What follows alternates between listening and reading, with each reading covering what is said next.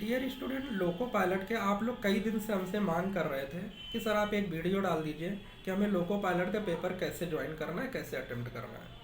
तो देखिए, सबसे पहली बात यह है, लोको पायलट CBT 1 अगर आप क्वालिफाई करना चाह रहे हैं तो आपको विशेष ये ध्यान देना है कि जो क्वेश्चन का जवाब आपको पता है, जिसका सही से आंसर आपको आता, आप 100% कॉन्फिडेंस है, उसी क्वेश्चन को सॉल्व करेंगे, उसी का आंसर देंगे।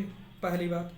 दूसरी बात यह है कि आप अगर रॉन्ग क्वेश्चन कर रहे हैं, ठीक है, रिस्क ले रहे हैं, लेना चाहते हैं, तो पूरे टोटल जितने नंबर आप क्वेश्चन है उसमें मात्र 2 से 3 क्वेश्चन पे ही आप रिस्क लेंगे। दूसरी बात यह है कि आपको जो है हर एक जो है क्वेश्चन पे एक लिमिट टाइम ही देना है। इतनी स्पीड होनी चाहिए जिससे आप पेपर कम से कम 2 से 3 बार जरूर विजिट कर लीजिए, क्योंकि सभी का नंबर एक है, चाहे वो बड़ा न्यूमेरिकल है चाहे छोटा क्वेश्चन है, ठीक है। और स्पीड के साथ साथ आपको एक्यूरेसी मेंटेन करके चलनी है। अब लोग क्या करते हैं, CBT 1 एग्जाम में गए, बैठ गए, अब वो ये देखते हैं कि यार मैं तो पढ़ा हूँ लेकिन मुझे क्वेश्चन कम आ रहा है। सपोज जेड उन्हें 35-40 ही क्वालिफाइंग मार्क की उतने ही क्वेश्चन आ रहा है। कोई बात नहीं यार, हमें जितना आ रहा है बस उतना ही क्वेश्चन अटेम्प्ट करना है, कोई भी रॉन्ग क्वेश्चन देना ही नहीं है। क्योंकि ये जब पेपर टफ आता है ना, तो ये पेपर जो टफ होता है सिर्फ आपके लिए नहीं है, ये बहुत सारे स्टूडेंट है, सबके लिए टफ है भाई। तो जब टफ पेपर होगा तो मेरिट नीचे आएगी, तो जब मेरिट नीचे आएगी तो जब हम रॉन्ग क्वेश्चन नहीं किए होंगे, सही सही जवाब देंगे, तो ही तो मेरा होगा सिलेक्शन। अब आप बहुत अच्छी पढ़ाई कर लिए, आपको क्वेश्चन आया नहीं तो आप डर गए, और इसी डर की वजह से वो बच्चे भी बाहर बेचारे हो जाते हैं जो बहुत अच्छे से तैयारी कर रखे हैं, बहुत अच्छे से पढ़ाई कर रखे हैं। अब हमें डरना थोड़ा ना यार पेपर में जा करके।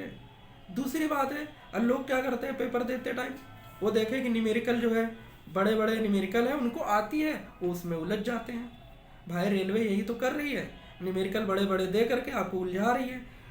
आपको जहाँ एक क्वेश्चन में 1 मिनट देना है, अप्रॉक्सीमेट मान के चलिए, आप वहाँ क्या कर रहे हैं, उसको जो है 2 मिनट 3 मिनट उलझे हुए हैं। भाई जो बड़े न्यूमेरिकल हैं उसको बचे हुए टाइम में ही अटेम्प्ट करना है। अगर बड़ा न्यूमेरिकल है तो भी 1 नंबर मिलेगा, छोटा कोई क्वेश्चन 1 लाइनर है जो पढ़ के ही आंसर आ रहा है उसका भी 1 मिलेगा। तो आप क्यों अपना टाइम जो है लॉस कर रहे हैं, मत कीजिए। यही सब पॉइंट है। पढ़े, कुछ कहते हैं ना कि सर हमने तो पढ़ाई पूरी कर रखी थी और CBT 1 मेरा निकला ही नहीं, फलाने जो है पढ़ाई बहुत कम किया तो निकल गया। भाई फलाने ने क्या किया, जितना उसको आ रहा था वो करके चला आया। आपके तरीके जो है नहीं, वहीं पे जो है कि नहीं आ रहा तो भी उसको घसीटते रहेंगे।